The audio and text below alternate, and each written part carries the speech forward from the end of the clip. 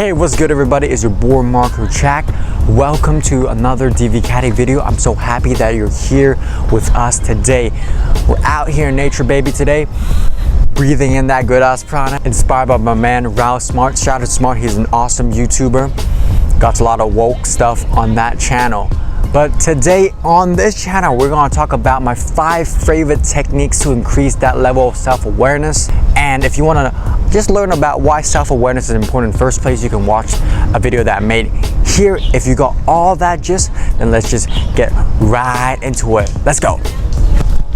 Before I share how to increase the self-awareness, the first thing you have to get clear on what you want to know more about yourself. Here are some of the foundational stuff in my opinion. Where's your source of happiness, sadness? What are your limiting beliefs? What is your 5-year vision? What is your purpose in life? What do you have to improve on? What are some traumas that you still haven't got over that you need to? What are some of your fears? What are some of the happiest memories of your life? Once you have this list curated, the next thing you have to do is to apply the right area to the right technique, which you'll intuitively know. So I'll just jump right into the technique number 1. Let's go. The first powerful technique I want to share is to ask your friends. Yes, your friends could be an excellent source of self-awareness. Most people are too scared to do this because of our own ego. At first, when I reached out to my friends, I actually was very scared to understand and know what their opinions of me were. But you know what? I say, hey, let me put my ego aside. It's all about my growth. So I reached out to my closest friend that had their best interests in heart, and I asked him, hey, what is my strength? What do you think my weaknesses are? What do you think I should improve on? Do you have any advice for me? So I reached out to them simply on Facebook, and they replied real quick. And the funny thing was, I saw consistent pattern. I was like, whoa, I didn't know I had these strengths. Oh, I didn't know I had these weaknesses, right? And so it's real funny because your friend spend a lot of time with you. They look at you probably more than you look at yourself. So they're able to look at your life, your little nuances, your quirks, your behavior, your body language in ways that you don't and you can't. So they're able to see the blind spots. So friends, reach out to them.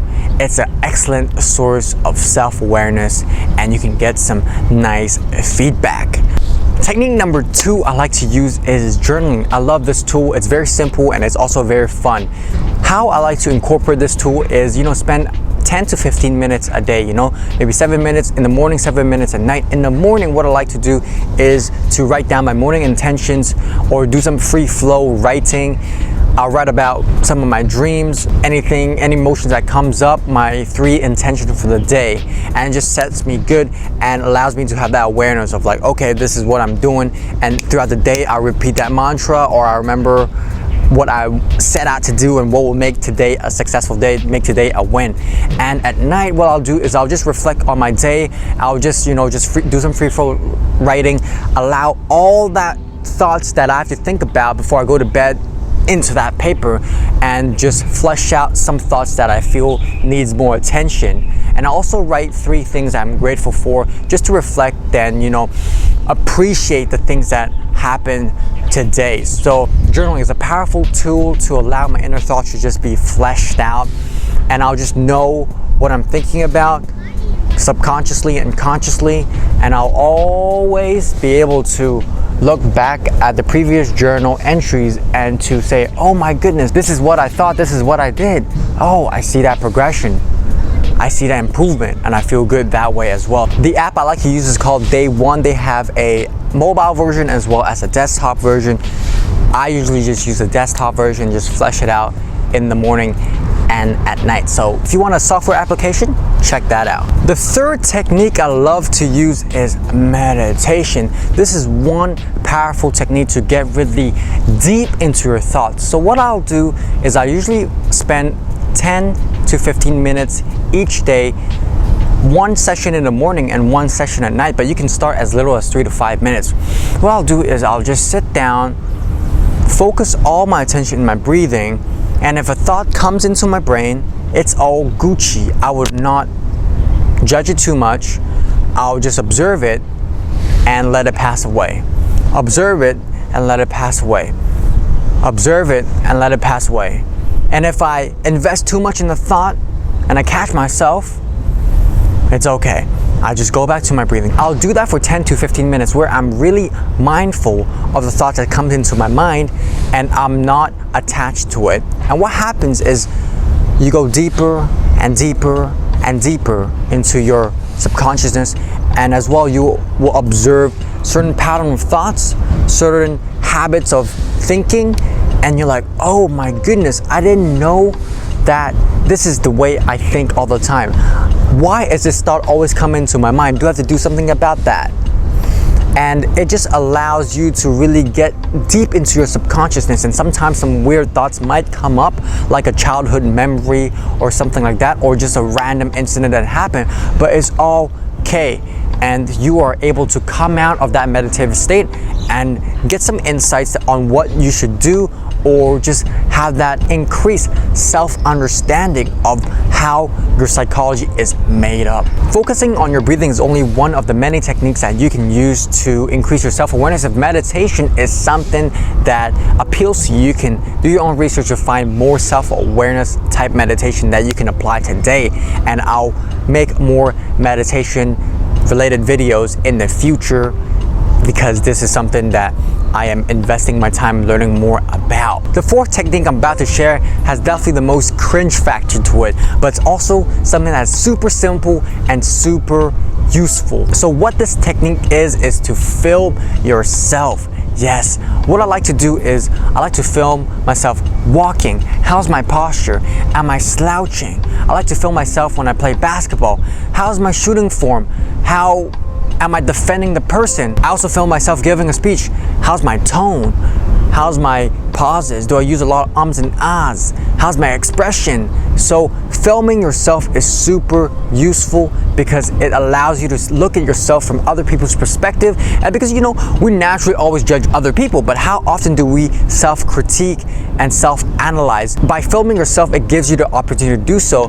But the important thing here is not to judge yourself super hard. It's just to be, hey, you know what? This is where I see I can improve. It's like a basketball player. Use film to analyze their footwork, their form, how their passes, how they can do better, what area did the momentum shift, things like that.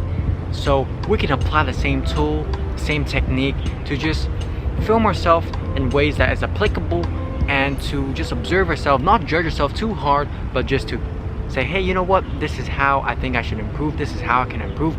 And the best thing is, you know, you can always go back to the same film, you know, appeared after, and more insight would come. You're like, oh my goodness, you're looking at it with fresh eyes. I can see X, Y, and V improvements that I didn't see the first time. So that's the beauty of filming yourself. It's super effective and it is simple.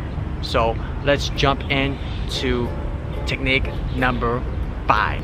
Before we get into technique number 5, here are some honorable mentions. The first one is personality tests. I love personality tests because they're fun, simple, and effective. Some of my favorite personality tests is Myers-Briggs, which gives you insight into how you perceive the world and how you behave. Another one I like is Strength Finder 2.0, but for that one you have to pay. But hey, if personality test is something that appeals to you, check it out. Invest in yourself, more power to you. The second honorable mention is astrology. I'm fascinated with astrology. I'm curious about it. I don't understand it fully, but I'm open-minded to it.